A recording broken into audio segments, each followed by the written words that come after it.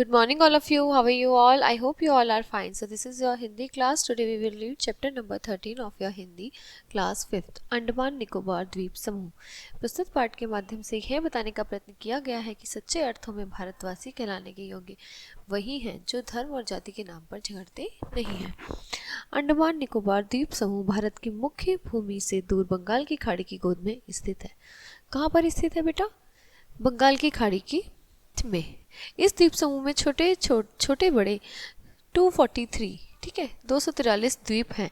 इसमें बहुत छोटे कुछ हैं और कुछ बहुत बड़े हैं। ये द्वीप कोलकाता से लगभग 1250 किलोमीटर और चेन्नई से 1190 किलोमीटर दूरी पर स्थित है। पोर्ट ब्लेयर इस द्वीप समूह की राजधानी और प्रमुख बंदरगाह कौन है? Port Blair. एलिफिंस्टन, जॉनिंगटन और पोर्ट कॉर्नवालिस अन्य बंदरगाह हैं। यहाँ के सबसे ऊंचे शिखर का नाम सैडल पीक है जो करीब 2400 फुट ऊंचा है।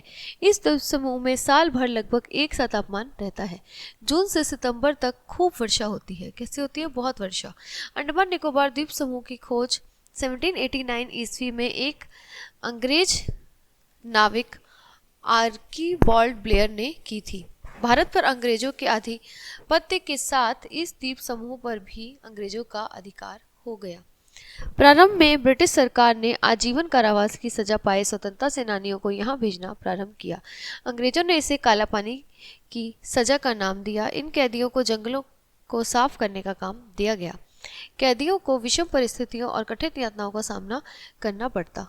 अधिकांश की तो मृत्यु हो जाती। ब्रिटिश सरकार ने यहाँ एक विशाल जेल बनवाया जिसका नाम सेलुलर जेल रखा। काला पानी की सजा पाए कैदी की वापस लौटने की लेश मात्र भी उम्मीद नहीं रहती। भारत माता के न जाने कितने सपूत यहाँ अपने घर परिवार से दूर एड़ियां रगड़ रगड़ कर मरने के लिए विवश हुए। किंतु द्वितीय विश्व युद्ध के बाद अंग्रेजों ने यहाँ के बंदियों को मुक्त कर दिया। उन्हें घर जाने की सुविधा भी दी गई और वहाँ जो बसना चाहे उन्हें जमीन आदि देकर बसा दिया। आज़ादी के पश्चात यह द्वीप समूह भारत का केंद्र शासित प्रदेश बन गया। यहाँ का सबसे बड़ा आकर्षण है सुंदर समुद्र तट है।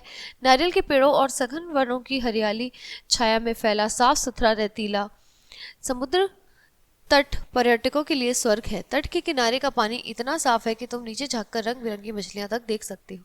द्वीप समूह के अधिकांश हिस्से में छाए घने वनों में दुर्लभ जाति के वृक्ष मिलते हैं।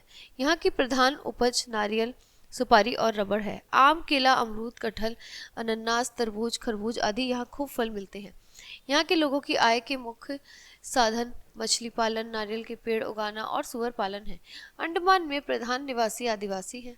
ये नाटे पतले और काले रंग के होते हैं। इनकी आंखें गोल, पीली और चमकीली होती हैं। चेहरा दबा हुआ होता है। निकोबार द्वीप के आदिवासी प्राय मंगोल जाति के होते हैं। यह अंडमान के निवासियों की तरह काले कुरूप नहीं होते। इन आदिवासियों का जीवन बिल्कुल भिन्न है। कैसे भिन्न है? आधुनिक विकास से इनका कुछ लेना देना नहीं है। ये आमतौर पर अन्न नहीं खाते।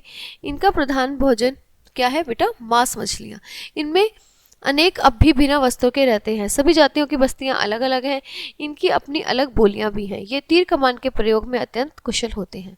आदिवासी पुरुष तीर से मछलियों का शिकार करते हैं। तीखे तीरों की मार से पानी में तैरती मछलियों को भी मार देते हैं। ये जंगली सूरों और हिरणों का भी शिकार करते हैं। आदिवासी औरतें नारियल के पत्तों की टोकरियां बुनने में कुशल होती हैं। इनके घर के छप्पर भी नारियल के पत्तों के ही बने होते हैं। ये अपने मुर्दे जलाते या गाड़ते नहीं, शव को एक छोटी नाव में रखकर पेड़ों से लटका देते हैं। यहाँ के निवासियों में सभी धर्मों के लोग हैं। सभी आपस में मिलजुल कर रहते हैं। धर्म या जाति के नाम पर यहाँ कभी झगड़ा नहीं होता। यहाँ के निवासी सच्चे अर्थों में भारतवासी हैं। यहाँ की कामकाज की भाषा हिंदी है। भारत सरकार यहाँ के लोगों के कल्याण और विकास की कई योजनाओं पर काम कर रही है। तो ये था हमारा ऐसे अंडमान निकोबार द्वीप समूह। ठीक है, तो हमें कभी भी धर्म और जाति के नाम पर नहीं लड़ना झगड़ना चाहिए, तभी हम सच्चे भारतवासी कहलाएंगे। तो ये अध्याय आपका यहीं समाप्त होता है। हम आपको अगले पाठ में मिलते हैं द न्यू क्लास। तब तक के लिए bye bye, have a nice day बच्चों।